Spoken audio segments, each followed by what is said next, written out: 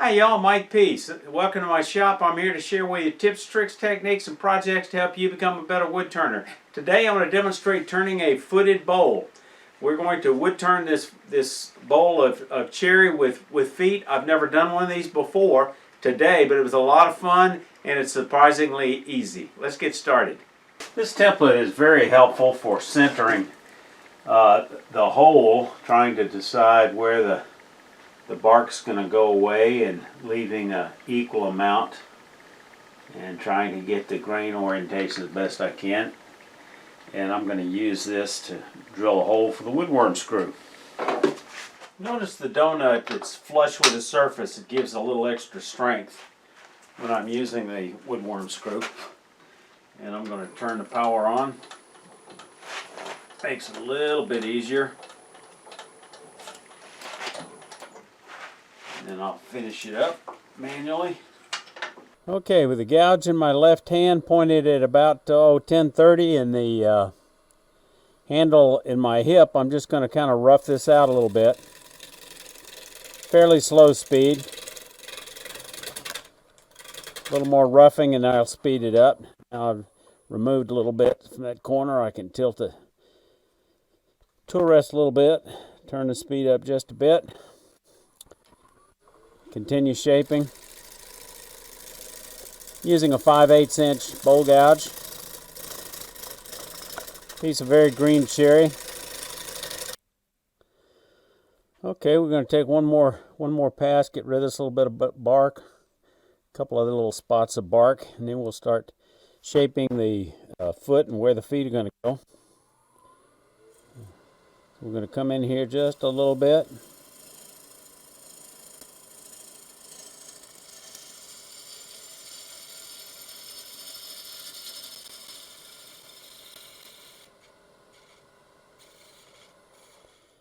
Okay, I really probably ought to start with a template, but I'm just going to kind of wing it.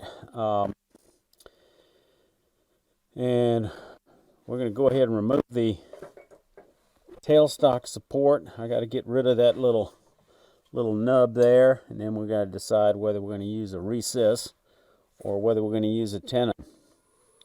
So let's get rid of this.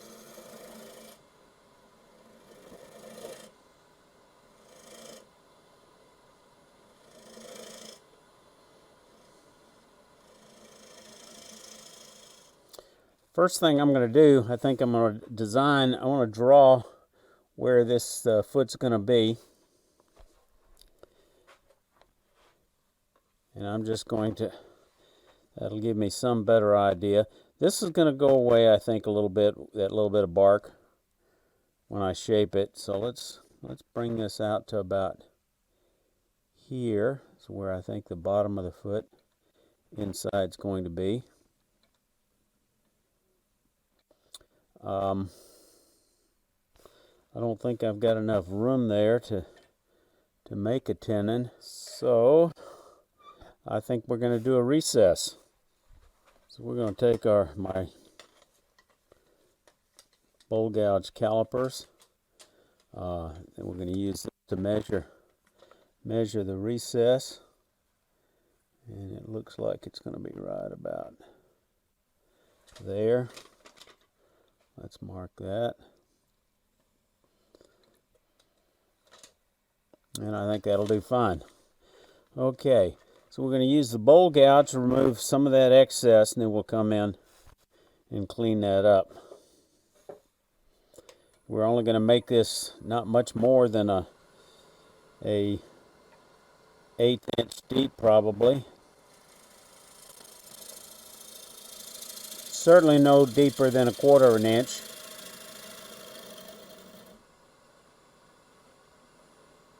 And we want it just slightly hollow at the top. So we're going to use a skew to kind of define that dovetail.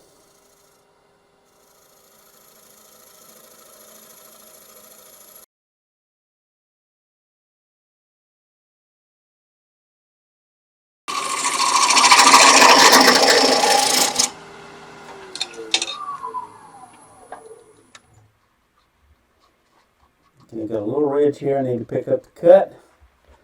right here.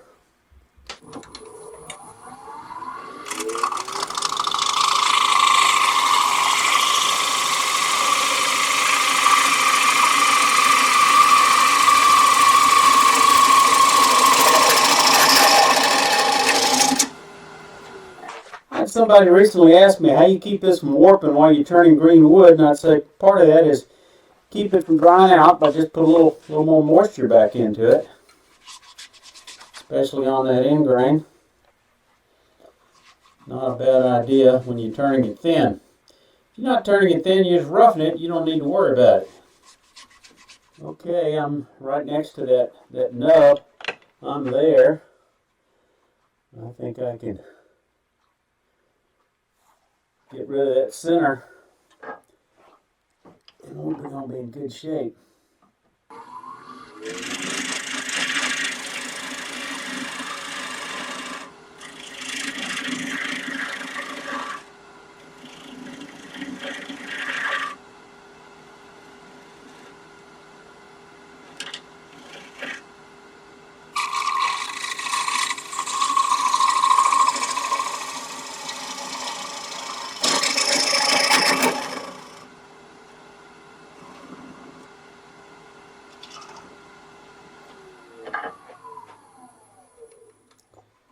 Now I'm going to do some rough sanding while this is green, but I need to probably finish up that bottom. I'm going to use a negative rake scraper just to kind of tune it up along here, get rid of any ripples before I sand.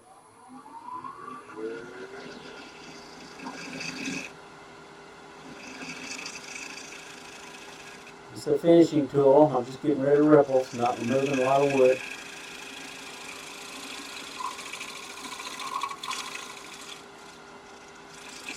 A little bit of an edge there. Alright, now I'm going to come up here at 90 degrees, twist this angle a little bit, bring it all around.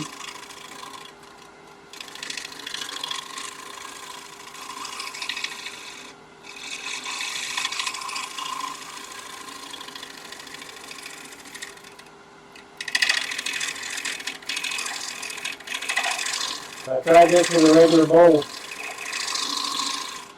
conventional scraper, it'd probably explode when I came out by the rim. I think I'm going to do a little sanding. We'll get back to you.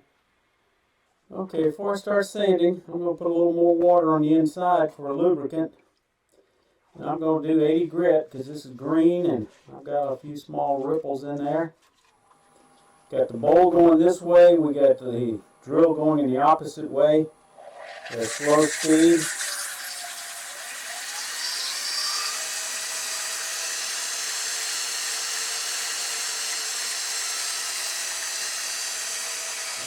Good looking finish there. That's not bad. Feel my hands. You can feel a curve easier with your hands than you can see it. Go a little bit more.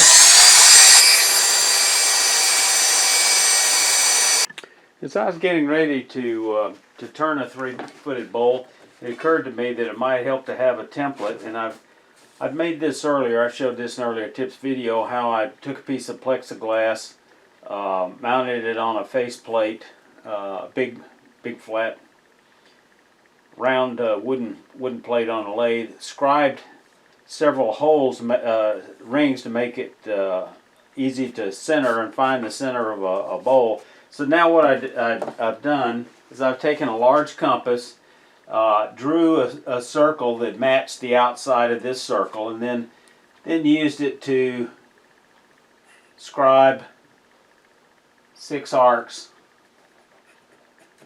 And then I picked out 3 of those arcs to mark it, move this on top to center it basically on that circle that I drew below. Picked out 3 of those marks, touched it with a bit of a Sharpie, and now what I'm going to do is I'm going to take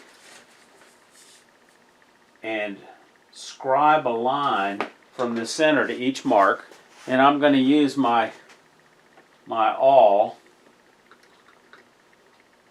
to mark that. at center.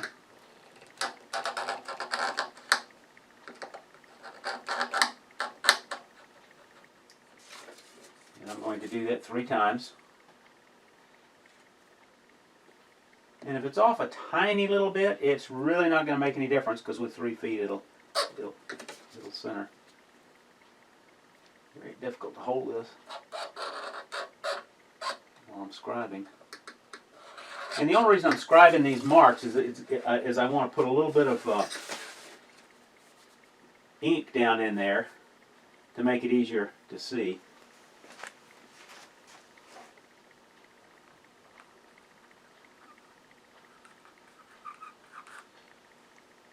I just need to get it in that scribe mark. The ink will stay in the bottom, similar to the way it did when I did these concentric rings and marked them with a Sharpie. So I'm just going to wipe off the excess with just a little bit of denatured alcohol. And I'm going to do it across the line so it won't pick up the ink as if I went straight down the line. And these don't have to be real pronounced, and that's pretty well got it.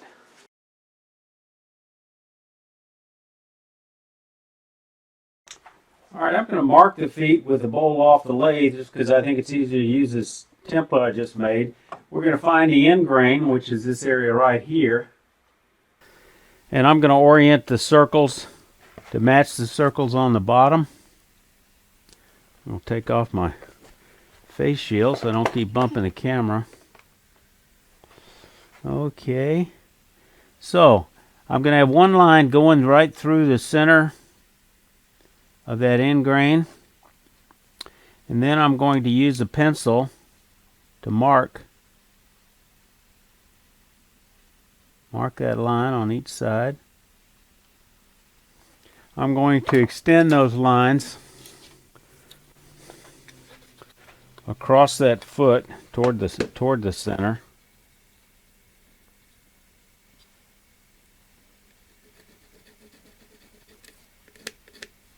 Okay, then now I've got to decide how wide I want the foot to be. I think I'm looking at maybe, I'm going to start off with 3/4. So I'm going to set 3/8 in the middle. Come out here to the edge. I'm concerned I didn't leave it as thick as I probably should have.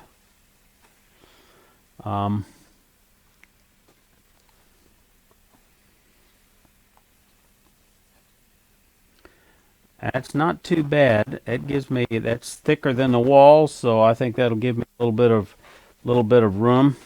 Now, we're going to put this back on the lathe. We're going to turn this in and clean up that bottom a little bit with that curve.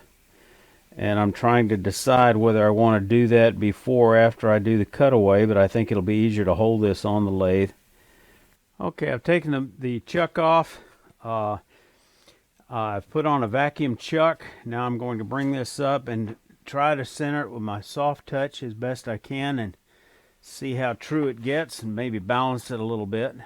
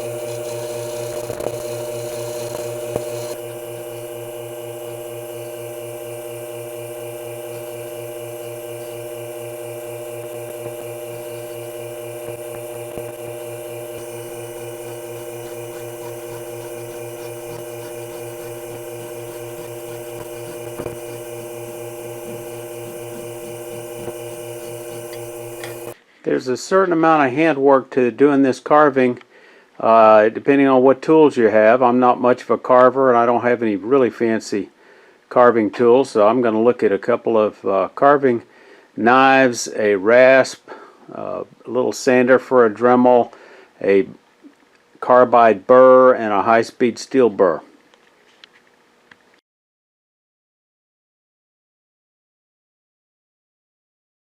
Alright, the challenge is continuing this bowl curve around these feet with using whatever tools you got.